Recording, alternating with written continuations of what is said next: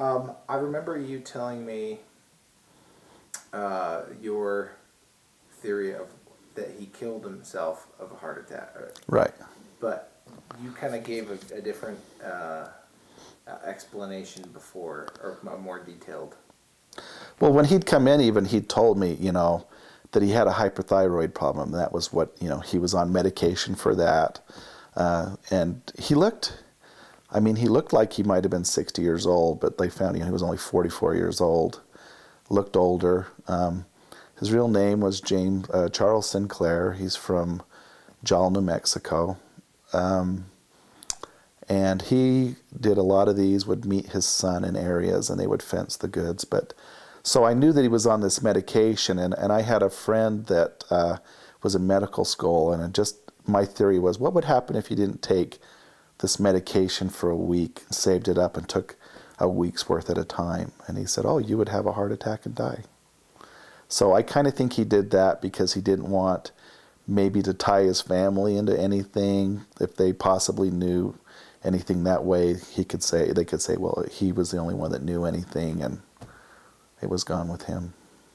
This is the wall board where the bullet fragments landed. They were actually above the safe, so the bullet deflected 90 degrees this way, and probably he was shooting down and it ricocheted up and over. And I used to have some of the hair that I've lost over the years in here, but they've fallen off.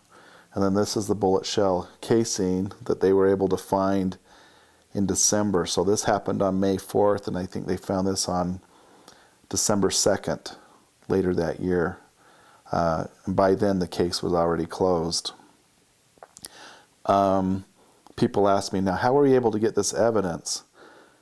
Well, I had told somebody the story, and they said, well, do you have any of the things? And I said, no. And so I called down to the police department and said, hey, since this case is closed, can I have the evidence? And they said, well, yeah, if we still have it, if we haven't thrown it away.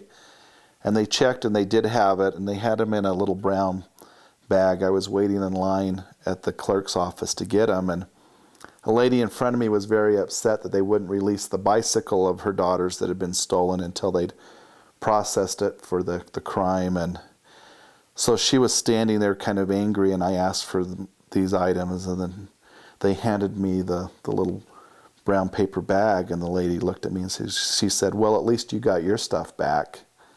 And I said, yeah, and it only cost me $50,000. So she kind of gave me a strange look, and I walked away with my little items. So then I had actually gone, they never had taken an x-ray.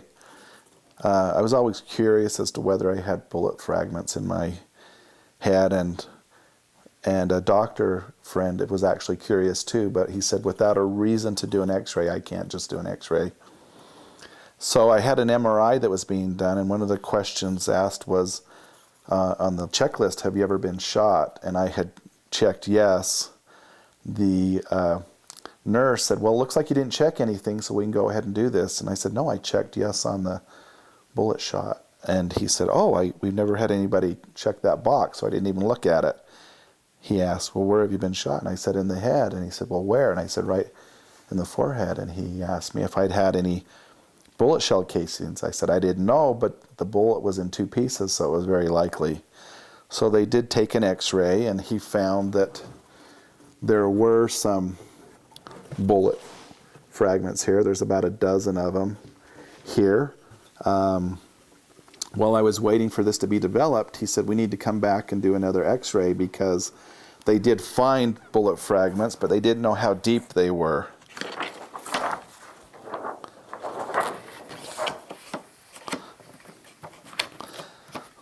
So they took the second x-ray of a profile, and yes, there are bullet fragments here.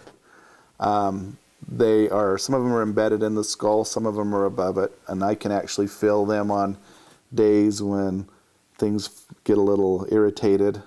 But they weren't under the skull, so it was okay. He said we just didn't want them to vibrate and cause any brain damage, though some people figure there was brain damage done. My family, I remember when I met with my family afterwards. They thought it was a joke that I was making up that I had been shot, which isn't something people joke about. And my niece, someone called her and asked, "Is Kelly okay?"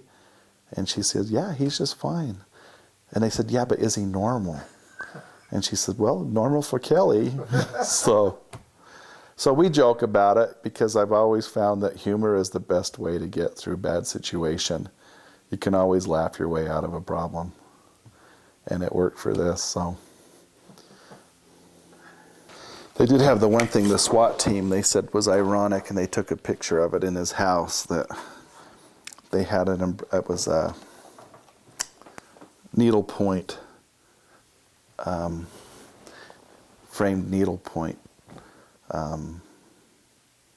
piece that had the name Sinclair, and it said, "May no one in our family tarnish the good name of Sinclair." It's like, boy, isn't that ironic that he has that there. Wow. So the cops, they took a picture of that. They're like, "We had to show you this." But they tried to get a hold of me before they arrested him. Oh, to let you know. To identify him so that we could get a positive ID and say, okay. So they arrested him and then brought the pictures to me and said, Didn't you say that they found like a storage locker or something? Yeah, he had 2 or 3 storage units in, I think, the Seattle area. And he had, coins from a lot of places. He had grenade launchers and rocket launchers, and he had embezzled, I think it was near $250,000 from First Interstate Bank on some shotguns that he'd put in for as collateral, but then kept the guns, which is probably why First Interstate Bank isn't in business anymore. You make business decisions like that. But I think his wife had embezzled $35,000 from the state of New Mexico in hunting licenses and fishing licenses that they'd sold, but then didn't give the state the money and left town. So, and of course, she claimed to have not known anything about anything that he was doing. Was she in prison? No prison for her. Wow. Because she didn't know anything about that. I probably. Wow. So, are you still recording? Yeah. And then it was funny because and my wife, we had always thought we ought to go to Montana to his court, hearing and stuff, so we could show up there and at least say, "Hey, I'm one of the guys that you shot. Remember me?" And kind of look at him and repeat again the words he said to me before he shot me of "dumb bastard." But in Montana at the time, I think they were hanging people, and they had actually a traveling gallows at the time, and so he probably, would have been.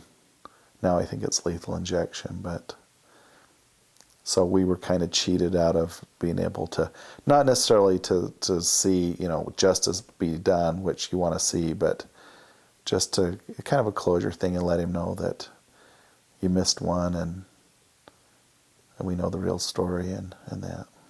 And I think there were a few rapes that he'd committed that they know of. There was a couple in Vancouver, British Columbia, that he had killed and then taken their credit cards and was using them. But they were never able to identify who it was. They know all these things, but they could never find out who this man was until that mistake that he made in Montana. And he told me he'd been in the Air Force, so his fingerprints would have been on file, and you think it'd be very easy to match fingerprints up with that. But at that time, all of the agencies didn't have their files together. So the police might have theirs, but they weren't tied into the military's. So there would have been no way to. So was there, do you know anything about his life besides the window of being... I looked up a little bit about him to see if I could find out more about him. And there's a website about, it's an elementary school in Jal, New Mexico, and talking about grade school. Remember how great it was when we were in school? And then one of them says, "Man, can you believe that about Charlie Sinclair? He was such a great student and a good kid, And then it said, but then when 5th or 6th grade, his dad died. And then after that, he became very quiet and things. And so, but they just couldn't believe, even knowing him in high school and that he could ever be capable of doing these type of things. So there was something in his past, something that triggered something that he wasn't able to cope with, and then maybe found, hey, it's much easier to make a living doing this than to actually settle down with a job or a career. But it shocked a lot of people that knew him from the time he was a young boy. The video is over, but thanks for watching. Please rate, comment, and share. Or if you have any coin minting needs, you can visit pennypressmint.com. Now, this was the second half, or part 2 of 2. So if you missed the first one, just click right in the middle of the screen and it'll play the first half of the interview.